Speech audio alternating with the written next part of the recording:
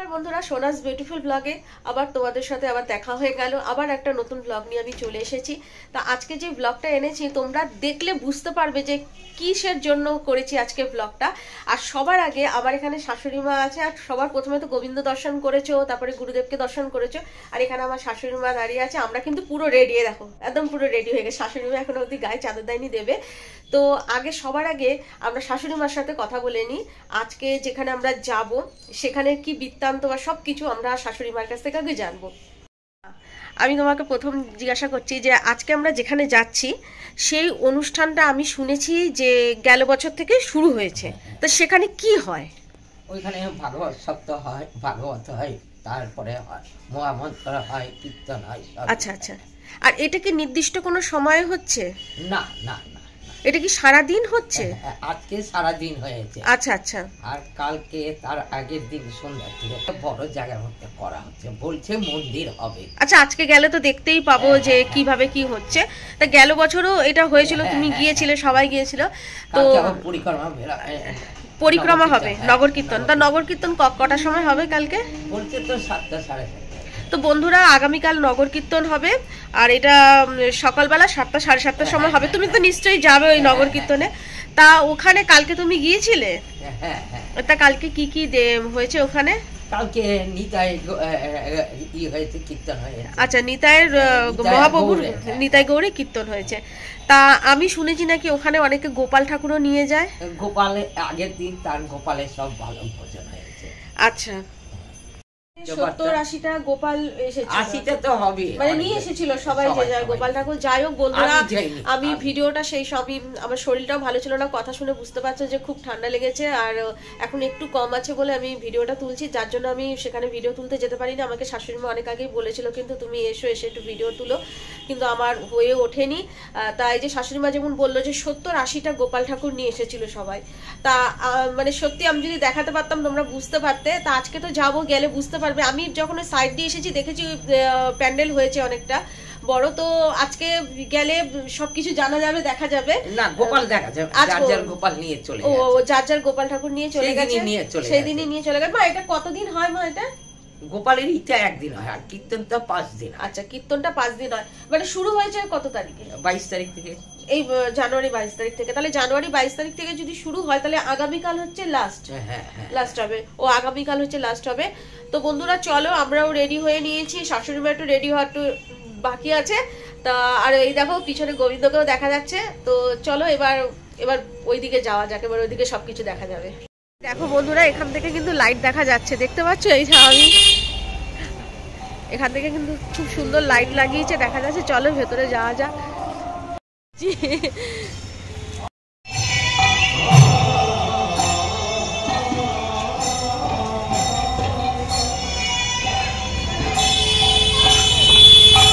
এই যে বন্ধুরা, এটা মেন গেট, এই যে ঢুকছি এখন।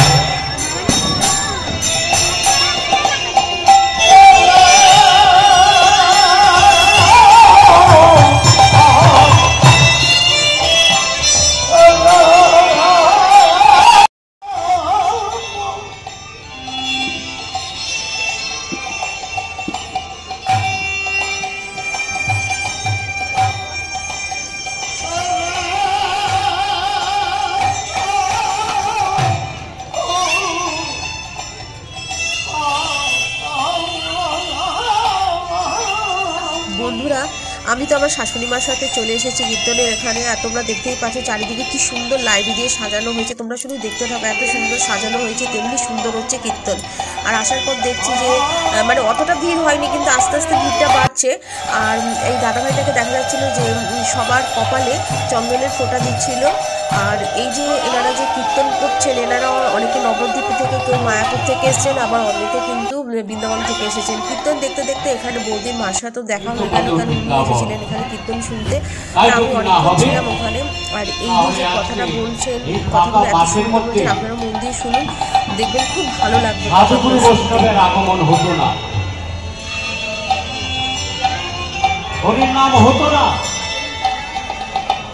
তিনি কি বলেছেন? কোথায় তুই তীর্থে যাবি কাশী।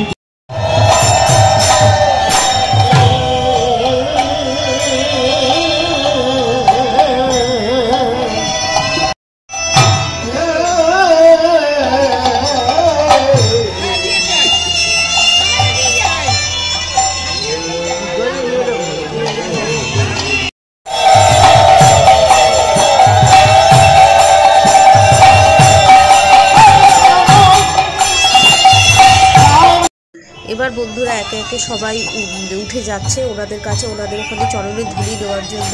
ওনারা এতক্ষণ ধরে কীর্তন শোনালেন, ওনাদের চরণের ধুলি দেবে, সবাই ওনাদেরকে প্রণাম করার জন্য সব যাচ্ছে। তো আমিও কিছুটা ভিডিও সেই মুহূর্তে তুলে নিয়েছি, আমিও গিয়েছিলাম ওনাদেরকে প্রণাম করতে। আর এখানে আমার শাশুড়ি মাও বসে রয়েছে সামনে, সবুজবাবু চাদর গায়ে দেওয়া, উনিও যাবেন, উনিও প্রণাম করবে, কারণ একটু ভিড়টা কমলে উনিও যাবেন, উনিও প্রণাম করবে। আমরা সবাই গিয়েছিলাম প্রণাম করতে, বেশ ভালো লাগছিল কিন্তু। বন্ধুরা আমি ভিডিওটি শ্যুট করেছিলাম 25শে জানুয়ারি, আর 26শে জানুয়ারি ছিল সকালবেলা 7:30 নাগাদ নগর কীর্তন, যেটা আমি সেই নগর কীর্তনে যেতে পারিনি, যার জন্য আমার ভিডিও তোলা হয়নি। আর 26শে জানুয়ারি দুপুরবেলা 1টার সময় কিন্তু এখানে প্রসাদ খাওয়ানো হয়েছিল, বসেও খাইয়েছিল, আবার যারা দিয়ে যেতে চাইছিল তাদেরকে প্রসাদ দিয়েও দেওয়া হয়েছিল।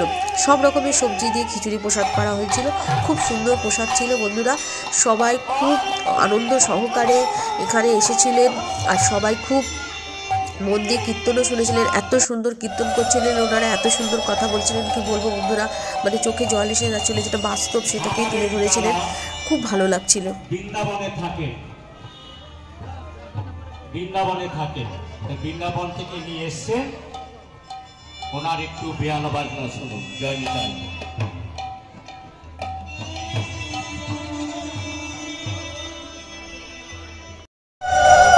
সবাই দাঁড়িয়ে আরতি দর্শন করুন এবং আরতি সুরে নাম গান।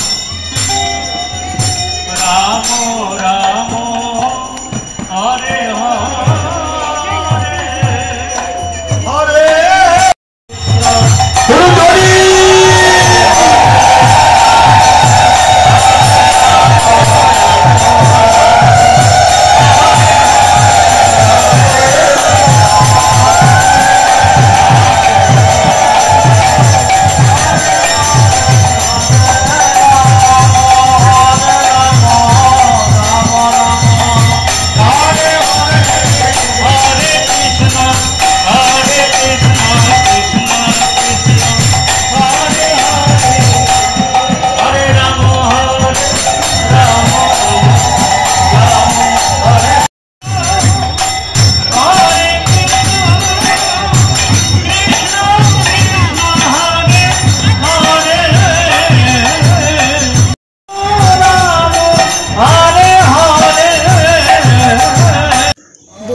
কীর্তনের এখানে কিন্তু আমার শাশুড়ি মার সাথে দেখা হয়ে গেছে দুজন মাতাজি, যারা একই মঠে যাতায়াত করে।